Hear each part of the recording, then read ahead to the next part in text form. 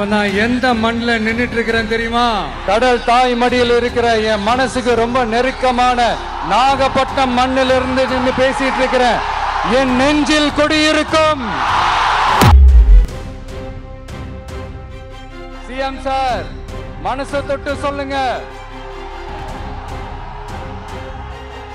வெளிநாட்டு முதலீடா இல்ல வெளிநாட்டுல முதலீடா? இந்த ஷெட்யூல் போட்டதுக்கு அப்புறம் அது என்னப்பா சனிக்கிழமை சனிக்கிழமை சனிக்கிழமை அப்படின்னு ஒண்ணு ஸ்டார்ட் ஆச்சு. அந்த இடத்துல பர்மிஷன் இல்ல, இந்த இடத்துல பர்மிஷன் இல்ல, அங்க பேசக்கூடாது, இங்க பேசக்கூடாது, 5 நிமிஷம் தான் பேசணும், 10 நிமிஷம் தான் பேசணும். நான் பேசுறதே 3 நிமிஷம் தான். அதுலயும் அது பேசக்கூடாது, இதை பேசக்கூடாதுன்னு சொன்னா அப்புறம் தான் எதை தான் பேசுறது? பஸ்ஸுக்குள்ளேயே இருக்கணுமா? பஸ்ஸை விட்டு வெளியில வரக்கூடாதா? கையை இவ்வளவுதான் தூக்கணுமா? இப்படியே வரணுமா? மக்களை பார்த்து சிரிக்காத, மக்களை பார்த்து கையசைக்காத. இல்ல நான் தெரியாம தான் கேட்கிறேன். சிஎம் சார், பிரதமர் மோடிஜி அவர்களோ இல்ல உள்துறை அமைச்சரோ இங்க வராருன்னு வச்சுக்கோங்க, இந்த மாதிரி கண்டிஷன்ஸ் எல்லாம் போடுவீங்க, இந்த மாதிரி பவர் கட் பண்ணுவீங்க, இந்த மாதிரி வயர் கட் பண்ணுவீங்க. நேரடியாவே கேட்கிறேன், சிஎம் சார் மிரட்டி பாக்குறீங்களா? அதுக்கு இந்த விஜய் ஆள் இல்ல சார். இந்த விஜய் களத்துக்கு வர்றது ஒண்ணு புதுசு இல்ல கண்ணா.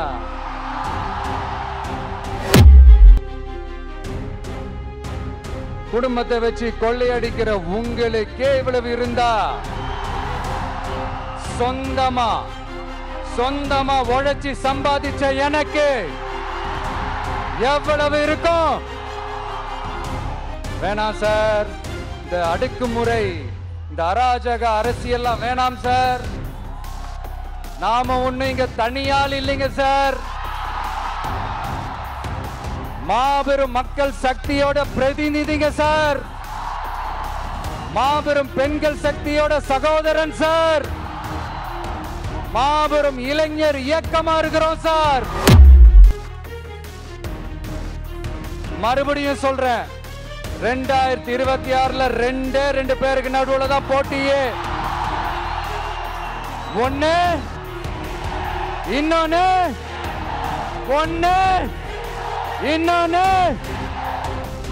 My dear. ஏன்பா, நான் தான் அப்பவே சொன்னல, அவருக்கு ஆசையா பாசமா கூப்பிட்டா பிடிக்க மாட்டேங்குது. ஏன்பா மறுபடியும் இந்த பூச்சாண்டி வேலையெல்லாம் காட்டுறதை விட்டுட்டு இல்லா கெத்தா நேர்மையா எலெக்ஷனை சந்திக்க வாங்க சார். எல்லாருக்கும் வணக்கம்.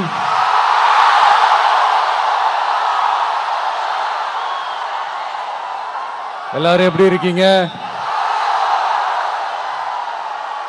சாப்பிட்டீங்களா?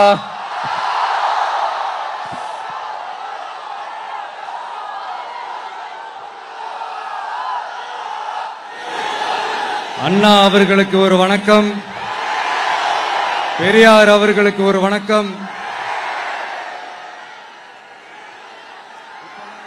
இப்ப நான் எந்த மண்ணில நின்னுட்டு இருக்கிறேன் தெரியுமா? ஆண்டவர் அன்போட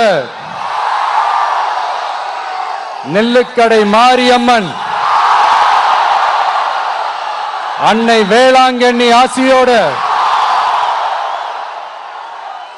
கடல் தாய் மடியில் இருக்கிற என் மனசுக்கு ரொம்ப நெருக்கமான நாகப்பட்டினம் மண்ணில் இருந்து நின்று பேசிட்டு இருக்கிறேன்.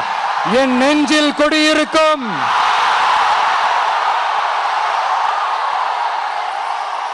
உங்கள் அனைவருக்கும்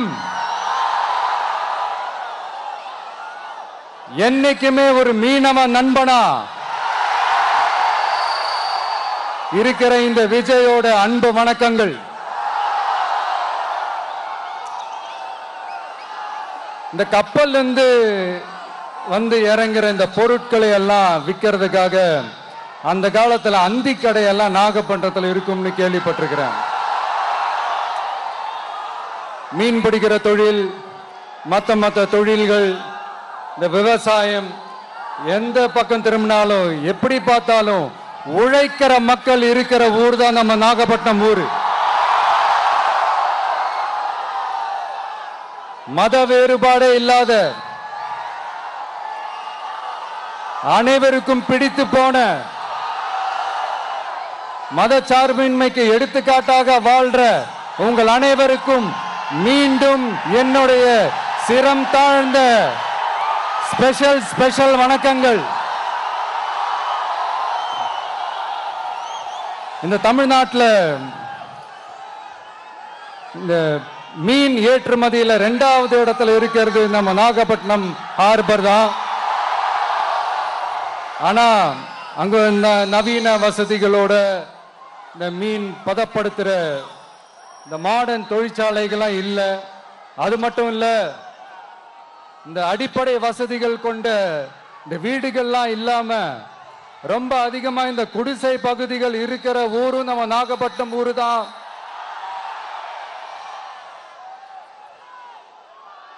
இந்த முன்னேற்றத்திற்கெல்லாம் எங்கள் ஆட்சி தான் சாட்சி. அப்படி இப்படின்ட்டு இந்த அடுக்குமொழியில பேசி பேசி அது நம்ம கேட்டு கேட்டு காதுல இருந்து ரத்தம் வந்ததான் மிச்சம். இவங்க ஆண்டது பத்தாதா? இப்படி தவிக்கிறாங்களே நம்ம மக்கள், அது பத்தாதா?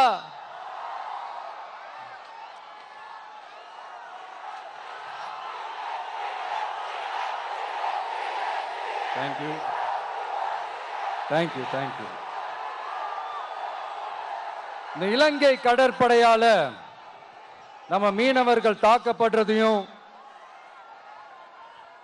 அதுக்கான காரணத்தை பத்தியும் அதுக்கான தீர்வை பத்தியும் நான் மதுரை மாநாட்டிலே நான் பேசியிருந்தேன். அது ஒரு தப்பா? மீனவர்களுக்காக குரல் கொடுக்கறதும் அவங்களோட நிக்கிறதும் நம்மளுடைய கடமை, நம்மளுடைய உரிமை. நான் என்ன இன்னைக்கு நேத்தாங்க அவங்களுக்காக குரல் கொடுக்கிறேன். இதே நாகப்பட்டினத்துல 14 வருஷத்துக்கு முன்னாடி 2011ல February 22 இதே நம்ம மீனவர்கள் தாக்கப்பட்டதை கண்டிச்சு ஒரு பொதுக்கூட்டம் ஒண்ணு நடத்தணும் இல்லையா? இந்த விஜய் களத்துக்கு வர்றது ஒண்ணு புதுசு இல்ல கண்ணா. எப்போ வந்தாச்சு. என்ன ஒண்ணு, முன்னாடிலாம் விஜய் மக்கள் இயக்கம் என்ற அந்த இயக்கமா நிற்போம். இப்ப தமிழக வெற்றி கழகம் என்ற அந்த ஒரு அரசியல் இயக்கமா நிக்கிறோம். அவ்வளவுதான் வித்தியாசம். அன்னைக்கும் சரி, இன்னைக்கும் சரி, இனிமேலும் சரி, மக்களுக்காக மக்களோட நிக்கிறது தான். இது புரிய வேண்டியவங்களுக்கு புரிஞ்சா சரி.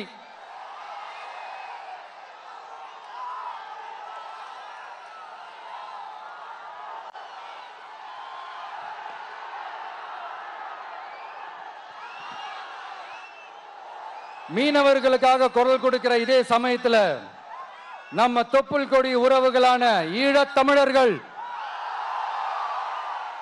அவங்க இலங்கையில் இருந்தாலும் உலகத்துல எந்த மூலையில இருந்தாலும் தாய்ப்பாசம் காட்டின தலைவனை இழந்து தவிக்கிற அவங்களுக்காகவும் குரல் கொடுக்கிறது, அவங்களுக்காகவும் நிக்கிறது நம்மளோட கடமை இல்லையா? மீனவர்களோட உயிர் எந்த அளவுக்கு முக்கியமோ அந்த அளவுக்கு ஈழத் தமிழர்களோட அவங்களுடைய கனவுகளும் அவங்களுடைய வாழ்க்கையும் நமக்கு ரொம்ப ரொம்ப முக்கியம். நம்ம மீனவர்கள் படுற இந்த கஷ்டத்தை எல்லாம் பார்த்து ஒரு பெருசா ஒரு கடிதம் ஒண்ணு எழுதிட்டு அதுக்கப்புறம் கப்சிப்னு சைலண்டா போறதுக்கு நாம ஒண்ணு இந்த கபட நாடக திமுக அரசும் கிடையாது. மத்த மீனவர்கள்னா இந்திய மீனவர்கள், நம்ம மீனவர்கள்னா தமிழக மீனவர்கள். இப்படி பிரிச்சு பார்த்து பேசுறதுக்கு நாம ஒண்ணு பாசிச பாஜக அரசும் கிடையாது. நிரந்தரமான தீர்வு, நிரந்தரமான ஒரு இந்த ப்ராப்ளத்தை சால்வ் பண்றதுதான் நம்மளுடைய ஒரு முக்கியமான ஒரு அஜெண்டாவே. சரி, இப்ப நம்ம நாகப்பட்டினம் ஏரியாவுக்கு வருவோம்.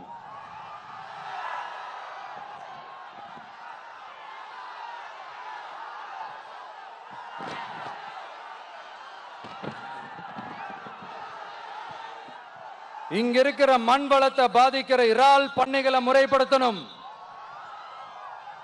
அப்பதான் மீனவர்களோட வாழ்வாதாரமும் விவசாயிகளோட வாழ்க்கையும் பாதிக்காம இருக்கும்.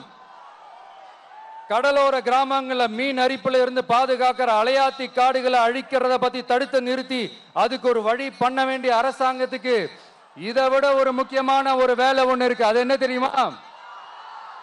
சொந்த குடும்பத்தோட வளர்ச்சியும் சொந்த குடும்பத்தோட சுயநலமும் தான் அந்த முக்கியமான வேலை.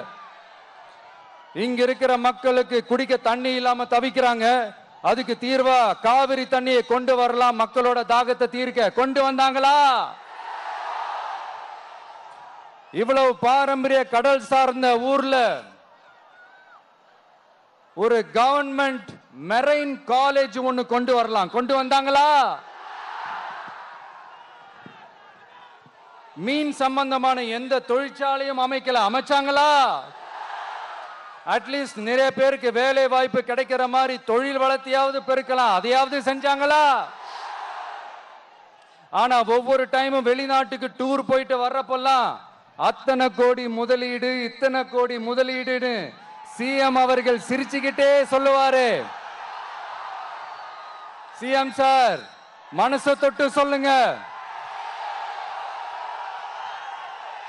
வெளிநாட்டு முதலீடா இல்ல வெளிநாட்டுல முதலீடா? ஒட்டுமொத்த தமிழ்நாட்டுக்கும் முதலீடா இல்ல உங்க குடும்பத்தோட முதலீடு வெளிநாட்டுக்கு போகுதா? வேளாங்கண்ணி, நாகூர், கோடியக்கரைன்னு இங்க இருக்கிற டூரிஸ்ட் பிளேஸ் எல்லாம் கொஞ்சம் நல்லா டெவலப் பண்ணலாம். பண்ண என்ன குறைஞ்சா போயிடுவீங்க? வேதாரண்யம் பகுதியில் உப்பு ஏற்றுமதி செய்யறதுக்கு வசதியை செஞ்சு கொடுக்கலாம். செஞ்சாங்களா? நாகூர் ஆண்டவர் அரசு மருத்துவமனையில பிரசவம் பார்க்கிற டாக்டரே இல்லையா? நாகப்பட்டினம் புது பஸ் ஸ்டாண்டையாவது சுத்தமா சுகாதாரமா வச்சுக்கிறாங்களா? நாகப்பட்டினம் ரயில்வே ஸ்டேஷன் வேலைகளை சீக்கிரமா முடிச்சு வைக்கலாம். அதையாவது செஞ்சாங்களா? இங்க ஏற்கனவே இருந்த ஸ்டீல் ரோலிங் மில்லையும் ரயில் பெட்டி தயாரிக்கிற தொழிற்சாலை மூடிட்டாங்க. அத மறுபடியும் திறந்தா நிறைய பேருக்கு வேலை வாய்ப்புகள் கிடைக்கும். ஏன் அதை பத்தி யோசிக்கல? மேலக்கோட்டை வாசல் NH மேம்பாலம் கட்டி 50 வருஷம் ஆச்சு. அது சரியா மேம்படுத்தலாம். அதை செஞ்சாங்களா? Thanjavur to Nagapattinam NH road வேலை பல வருஷமா நடக்குது. இன்னும் முடிச்ச பாடே காணும். அதை வேகப்படுத்தி முடிச்சிருக்கலாம். அதையாவது செஞ்சாங்களா? ரொம்ப முக்கியமா நெல்லு மூட்டையெல்லாம் மழை காலத்துல வெள்ளத்துல நனைஞ்சு நம்ம விவசாயிங்க எவ்வளவு வேதனைப்படுறாங்க. அதுக்கு சரியான ஒரு குடவுன் கட்டி தரலாம். அதையாவது கட்டி தந்தாங்களா? எலெக்ஷனுக்கு முன்னாடி திமுக காரங்க வந்து செய்வோம் செய்வோம் செய்வோம் செய்வோம்னு சொன்னாங்களே, செஞ்சாங்களா? இதெல்லாம் எதுவுமே செய்யாம எல்லாத்தையும் செஞ்ச மாதிரியே அதையும் பெரியமையா வேற சொல்லுவாங்க இவங்க. நான் வந்து போன வாரம் திருச்சிக்கும் அரியலூர் மாவட்டத்துக்கும் போய் நம்ம மக்களை சந்திக்க போயிருந்தேன். அப்போ பெரம்பலூரும் போக வேண்டியது. அங்க சில ரூல்ஸ் அண்ட் ரெகுலேஷன்ஸ் ஒரு கட்டத்துக்கு அப்புறம் இந்த பஸ்ஸே மூவ் ஆகல. அதுக்கப்புறம் அதை தாண்டி ஒரு டைமுக்கு மேல பேசுறது, சரி அதெல்லாம் விடுங்க. இந்த நேரத்தில் பெரம்பலூர் பகுதி மக்களுக்கு நான் மன்னிப்பு கேட்டுக்கிறேன். சீக்கிரமாவே உங்களை தேடி நான் வருவேன் ஃபார் ஷுவர். நம்ம வந்து இந்த டூர் பிளான் இந்த ஷெட்யூல் போட்டதுக்கு அப்புறம் அது என்னப்பா சனிக்கிழமை சனிக்கிழமை சனிக்கிழமை அப்படின்னு ஒன்று ஸ்டார்ட் ஆச்சு. அது ஒன்றும் இல்லை, உங்க எல்லாரையும் வந்து பார்க்கும்போது உங்களுக்கு எந்த விதமான டிஸ்டர்பன்ஸும் இருந்துடக்கூடாது. முக்கியமா உங்களுடைய வேலைகளுக்கு எந்த விதமான டிஸ்டர்பன்ஸும் இருந்துடக்கூடாது அப்படின்ற ஒரே காரணத்துக்காக தான் இப்படி வீக்கெண்டா பார்த்து இப்படி இந்த பிளானை ஷெட்யூல் பண்ணோம். லீவு நாட்கள்ல ஓய்வு நாட்கள்ல வரணும்ன்றதான் அந்த எண்ணமே. அது மட்டும் இல்ல, அரசியல்ல சில பேருக்கு நம்ம ஓய்வும் கொடுக்கணும் இல்லையா?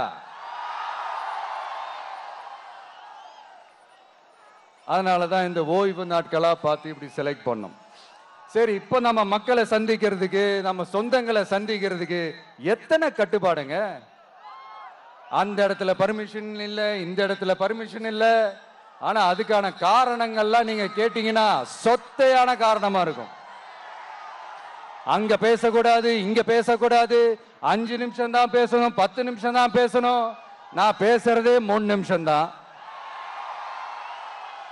அதுலயும் அது பேசக்கூடாது, இதை பேசக்கூடாதுன்னு சொன்னா அப்புறம் தான் எதை தான் பேசுறது? அரியலூர்ல போனப்போ நான் கரெக்டா அந்த ஊருக்கு போறதுக்கு முன்னாடி ஒரு அந்த ஏரியாலேயே அந்த பவர் கட்டு. அப்புறம் நான் திருச்சிக்கு போய் நான் பேச ஆரம்பிச்சதுக்கு அப்புறம் அந்த ஸ்பீக்கருக்கு போற அந்த வயரு கட்டு. இல்ல, நான் தெரியாம தான் கேட்கிறேன் சிஎம் சார். ஃபார் எக்ஸாம்பிள், இப்போ ஒரு ஆர்எஸ்எஸ் தலைவர் இங்க வராருன்னு வச்சுக்கோங்க, இல்ல நம்ம பிரதமர் மோடிஜி அவர்களோ இல்ல உள்துறை அமைச்சரோ இங்க வராருன்னு வச்சுக்கோங்க, இந்த மாதிரி கண்டிஷன்ஸ்லாம் போடுவீங்க? இந்த மாதிரி பவர் கட் பண்ணுவீங்க? இந்த மாதிரி வயர் கட் பண்ணுவீங்க? கொஞ்சம் கட் பண்ணி தான் பாருங்களேன். முடியாதுல? பேஸ்மெண்ட் அதிரும்ல? நீங்க தான் மறைமுக உறவுக்காரர்களாச்சே. இதாவது பரவாயில்லைங்க. இதை தாண்டி ஒரு ரூல் ஒண்ணு போட்டாங்க. பஸ்ஸுக்குள்ளேயே இருக்கணுமா, பஸ்ஸை விட்டு வெளியில வரக்கூடாதான், கையை இவ்வளவுதான் தூக்கணுமா, இப்படியே வரணுமா, மக்களை பார்த்து சிரிக்காத, மக்களை பார்த்து கையசைக்காத, இப்படியெல்லாம். ஐயோ ஐயோ ஐயோ, நானும் என்னவோ ஏதோ நினைச்சேங்க. செம்ம காமெடியா இருக்குங்க. I am just enjoying like anything. நேரடியாவே கேட்கிறேன், சிஎம் சார் மிரட்டி பாக்குறீங்களா? அதுக்கு இந்த விஜய் ஆள் இல்ல சார், அதுக்கு நாம ஆள் இல்ல சார். என்ன செஞ்சிருவீங்க? மேக்சிமம் கொள்கைய சும்மா பேருக்கு மட்டும் வச்சுக்கிட்டு குடும்பத்தை வச்சு கொள்ளையடிக்கிற உங்களுக்கே இவ்வளவு இருந்தா, சொந்தமா உழைச்சி சம்பாதிச்ச எனக்கு எவ்வளவு இருக்கும்?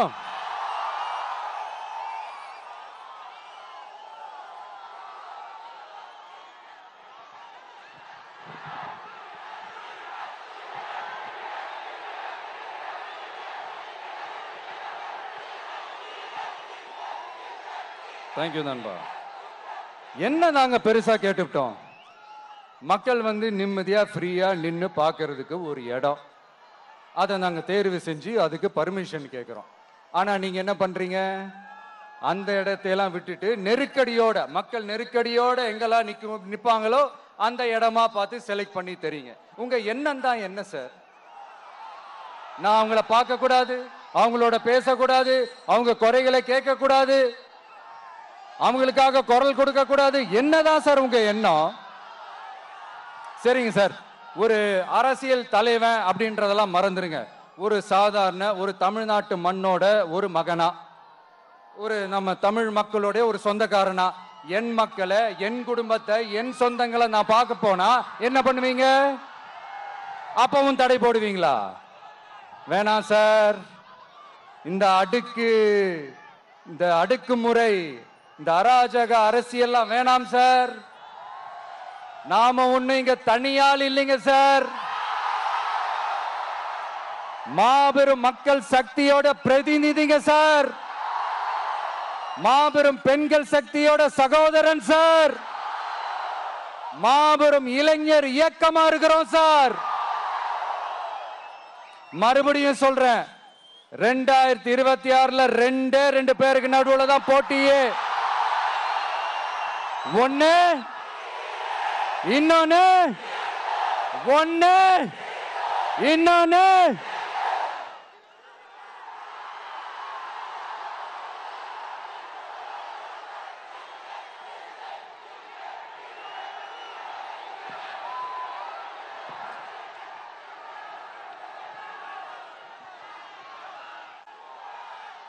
இந்த பூச்சாண்டி வேலையெல்லாம் காட்டுறதை விட்டுட்டு தில்லா கெத்தா நேர்மையா எலெக்ஷனை சந்திக்க வாங்க சார். பார்த்துடலாம் சார். கொள்கையை பேருக்கு மட்டும் வச்சுக்கிட்டு குடும்பத்தை வச்சு தமிழ்நாட்டை கொள்ளையடிக்கிற நீங்களா, இல்ல தமிழ்நாட்டில் இருக்கிற ஒவ்வொரு வீட்டுக்குள்ளேயும் ஒருத்தனா இருக்கிற நானா, இந்த விஜயா? பார்த்துடலாம் சார். இனிமேலும் இந்த தடைகள்லாம் போட்டீங்கன்னா நான் நேரடியா மக்கள்கிட்டயே பர்மிஷன் கேட்டுருவேன். மக்களே நீங்க சொல்லுங்க, நான் உங்களை பார்க்க வரக்கூடாதா? நான் உங்களோட பேசக்கூடாதா? உங்க குறைகளை நான் கேட்க கூடாதா? உங்களுக்காக நான் குரல் கொடுக்க கூடாதா? இப்படி நமக்கு தடையா போடுறாங்களே, இந்த திமுக அரசு மறுபடியும் ஆட்சிக்கு வரணுமா? உங்க நல்லதுக்காக நம்ம உங்க டிவிக்கு ஆட்சி அமையணுமா? சத்தமா சத்தமா கேட்டுச்சா மை டியர்? ஏன்பா, நான் தான் அப்பவே சொன்னல, அவருக்கு ஆசையா பாசமா கூப்பிட்டா பிடிக்க மாட்டேங்குது. ஏன்பா மறுபடியும்? கேட்டுச்சா சிஎம் சார்?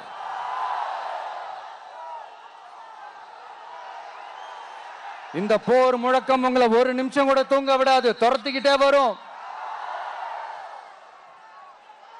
கான்பிடண்டா இருங்க, நல்லதே நடக்கும், வெற்றி நிச்சயம். மீண்டும் சந்திக்கும் வரை நன்றி, வணக்கம்.